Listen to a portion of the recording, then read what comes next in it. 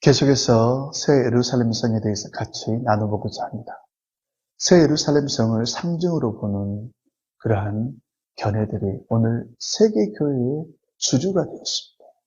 그래서 새 예루살렘 성에 있는 모든 것들을 상징으로 봐요. 하나님의 보좌도 상징이고 생명수강도 상징이고 생명나무 열매도 상징이고 유리바다도 상징이고 그 안에 모든 것들을 상징으로 보다 보니까 어떻게 해석할지 아주 곤란한 상황에 사람들이 처해 있습니다. 그러다 보니까 그냥 계시록을 보지 않는 것으로 방향을 잡고 가다 보니까 이단들이 지금 계시록을 독차지하고 그 자리를 선점하고 말았습니다. 우리가 그것을 다시 올바르게 전해줘야 되는데 너무 준비가 안 돼 있습니다.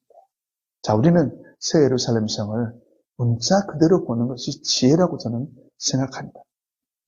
자, 11절에 보니까, 21장 11절에 보니까 새 예루살렘 성에는 뭐가 있습니까? 하나님의 영광이 있습니다. 영광이 빛이 있어요.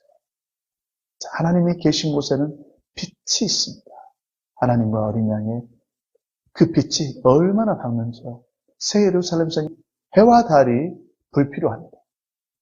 하나님의 영광이 해와 달의 그 빛남보다 훨씬 더 밝기에 해와 달이 있는지 없는지조차 우리가 알 수가 없어요. 너무 강한 빛이 비치다 보면요, 그 주변 멀리 떨어진 곳에서는 어떻습니까? 다 어둡게 보입니다. 우리가 밝은 곳에서 사진을 찍다 보면 뒤에 보면 아무것도 안 나타나잖아요. 그와 마찬가지라고 저는 생각합니다. 그래서 하나님의 영광이 있었다 그랬습니다. 그리고 거기에는 보석으로 된 12문, 그리고 또 길, 또 성벽, 다 뭐로 되어 있어요? 보석이에요. 지상에 있는 그러한 보석들은 하늘에 있는 그러한 귀한 보석들을 하나의 예표한다 이렇게 볼 수가 있습니다. 드러낸다 이렇게 볼 수가 있어요. 그래서 우리는 이것을 갖다가 이 보석은 뭘 의미해 이런 게 아니라 보석으로 받으면 됩니다. 중요한 것은 그곳에 12사도의 이름이 있다는 것입니다. 또 12지파의 이름이 있고요. 구약에 나와 있던 성막을 중심으로 동서남북으로 세 지파씩 12지파가 쫙 둘러싸고 있는 것처럼 그 문들이 지금 그렇게 되어 있어요. 하나님께서는 그냥 막 그렇게 구약 성도들에게 그렇게 하라는 것이 아니라 하늘에 있는 원형을 통해서 이 땅에 있는 사람들에게 모형으로 그것을 제시했다. 저는 이렇게 생각합니다. 그래서 우리가 이 새 예루살렘 성을 그대로 보석이 있는 그 아름다움 그대로 받으면 되고 그 아름다움을 지금 누가 유업으로 받는 거예요? 성도들이 받는 거예요. 24절 보니까 만국이 그 빛 가운데로 다니고 그랬습니다. 땅의 왕들이 자기 영광을 가지고 자기 영광이 뭘까요? 땅에 있는 왕들, 우리 성도들이 자기 영광을 가지고 그리로 들어간다 했는데 저는 자기 영광을 멸류관으로 봅니다. 이 지상에서 행했던 그러한 성령을 따라서 행했던 그 수고했던 것에 대한 하나님께 주신 그 멸류관들을 풍성하게 가지고 그리로 들어가는 거예요. 마치 우리에게 전쟁터에서 거센 그러한 전쟁터에서 살아 들어온 그러한 장군들 그 옷들 보세요. 뭐가 달려있죠?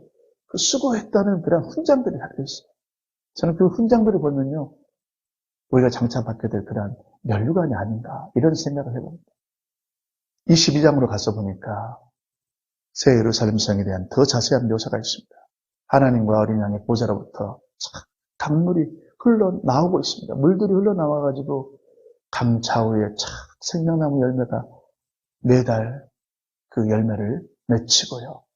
또 그 앞에 뭐가 있을까요? 하나님의 보좌 앞에는 이 물들이 모여있는 그런 유리바다가 있습니다. 계시록 4장과 15장에 등장하는 유리바다. 유리처럼 잔잔하고 또 보석처럼 그런 아름답다 해서 유리바다라는 그런 이름을 지은 것 같습니다.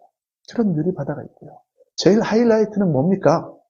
자, 어린 양의 혼인잔치의 제일 하이라이트는 우리 모든 성도들이 성부 하나님과 성자 예수님의 얼굴을 보는 것. 바울 사도가 그랬죠. 지금은 우리가 희미한 것처럼, 거울로 보는 것처럼 희미하지만은 그때에는 얼굴과 얼굴을 맞대어 볼 것이다. 그랬습니다. 그 맞대고 보는 얼굴이 지금 이 어린 양의 혼인잔치에서 성취되었습니다. 오늘 20장 4절에 보니까 그의 얼굴을 볼 터이요 그의 이름도 그들의 이마에 있습니다. 이기는 자들 모든 성도들의 이마에 성부 하나님과 성부 예수님의 이름이 기록되어 있습니다. 자, 그래서 이러한 그 아름다움을 우리는 절대 놓쳐서는 안 됩니다. 우리가 이 세상에서 잘못된 그 가르침이 만연할지라도 우리는 말씀을 굳게 잡고 우리는 능히 다른 진리 가운데 서서 우리에게 주신 이 소중함을 잊어서는 안 돼요. 예수님은 누가복음에서 그렇게 말씀했습니다. 인자가 올 때, 주의 재림 때 자신의 영광과 아버지의 영광과 천사들의 영광을 통해서 올 것이다 그랬습니다. 그래서 자신의 영광은 뭘까요? 인자의 영광은 인자가 받은 수많은 그런 면류관들. 그리고 천사들의 영광은 뭘까요? 천사들의 아들에게 주는 영광은 모든 천사가 그에게 경배하고 그의 말을 따르는 거죠. 그리고 아버지의 영광은 뭐냐? 아버지의 영광은 바로 새 예루살렘 성을 아들을 위해서 예비해 놓으시고 이 새 예루살렘 성을 아들의 혼인잔치에 가장 귀하게 사용하는 거예요. 이게 아버지의 영광이라고 저는 생각합니다. 이 영광을 없애버린다는 것이 얼마나 불경건하고 또 불신앙인지 우리는 정말 깨달아야 됩니다. 자, 오늘 그래서 이렇게 계시록이 마무리돼 가는데요. 마무리돼 가는데, 자, 16절 한번 보겠습니다. 22장 16절. 나 예수는 교회들을 위하여 내 사자를 보내어 이것들을 너희에게 증언하게 하였다. 그랬습니다. 전국에서도 예수님의 이름을 가지고 있어요. 하늘에서도 예수님의 이름을 가지고 있습니다. 구원자 대신 예수님의 이름을 그대로 가지고 있는데 나 예수는 교회들을 위하여 교회들은 복수예요. 단수가 아니라 복수입니다. 그런데 내 사자를 보내었다. 사자는 단수예요. 단수. 정관사. 정관사가 붙은 단수. 누구냐는 거예요. 자, 계속해서 이야기를 하고 있죠. 자, 그런데 교회들에게 이 계시의 말씀을 전해줬던 분이 누굽니까? 우리 7교회 마지막에 보면요. 교회들마다 마지막 서신서 마지막에 보면 그랬어요. 성령이 교회들에게 하는 말씀을 들을 자다. 그랬습니다. 성령이 교회들에게 하는 말씀을 들을 자다. 교회는 누구의 말씀을 들어야 한다고요? 성령의 음성을 들어야 한다는 거예요. 천사들의 음성을 듣는 게 아닙니다. 단수, 복수가 아니라 단수입니다. 자, 그런데, 자, 이렇게 이야기를 했어요, 예수님께서. 그랬더니 화답을 합니다. 화답을 하는데, 한번 볼까요? 17절. 22장 17절 보니까. 성령과 신부가 말씀하시기를 그랬습니다. 교회들은 누구예요? 신부예요, 신부. 자, 교회들을 위해서 보냈다, 내 사자를 보냈다 했더니, 교회들과 내 사자가 지금 응답하고 있는데, 그 실체를 드러내고 있습니다. 신부는 누구라고요? 교회들. 그러면 내 사자는 누구예요? 성령. 성령과 신부가 말씀하시기를, 자, 우리 사자로 번역된 안겔로스. 그냥 사자로 번역하면 됩니다. 사자로 해놓고 문맥에 따라서 전사인지, 성령인지, 사람인지, 사역자인지, 7교회의 사역자인지, 우리가 문맥에 따라 사용하면 해석할 수가 있습니다.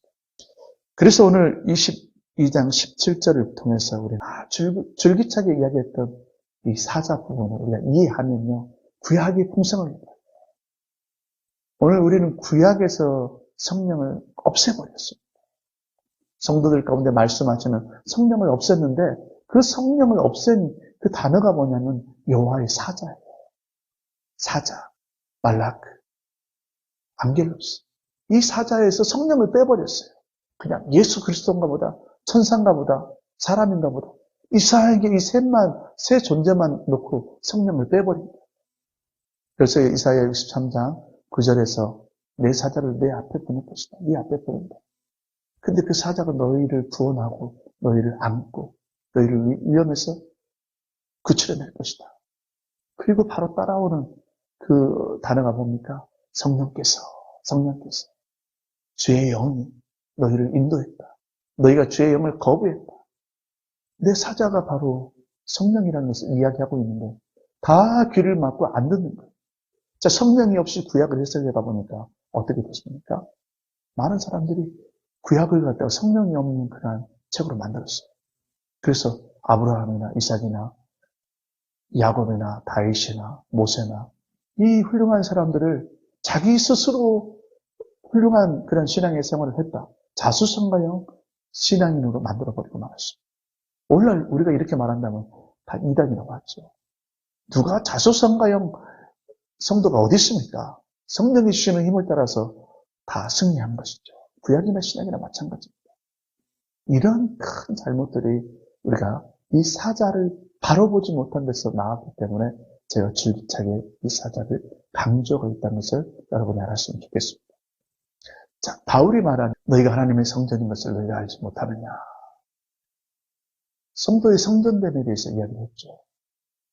고린도서 3장 이야기했고 고린도후서 6장에도 또 마찬가지로 말씀했어요. 그런데 이 말씀이요, 바울이 만들어낸 말씀이 아닙니다. 구약에서 인용했어요. 하나님께서 말씀하실 때, 기록되었을 때. 야고보도 마찬가지예요. 야고보서 4장 5절에 하나님께서 하신 말씀에 그랬어요. 말씀에 너희 안에 계신 성령께서 시기하기까지 사모한다 하신 말씀을 너희가 알지 못하느냐. 너희가 읽어보지 않았느냐. 하신 말씀. 이 말씀은 뭐예요? 구약 성경을 얘기하고 있습니다. 참 너무너무 중요한 이 말씀들이 전부 다 구약에서 인용한 거예요. 이 말은 뭐예요? 구약 성도들에게 성령이 내주하고 있다는 거예요. 그래서 구약 성도들의 성화의 삶을 이야기해야 되는데 우리는 구약 성도들의 성화를 했는지 안 했는지 무관심하단 말이죠. 성령이 내주하는 걸 모르기 때문에 그렇습니다.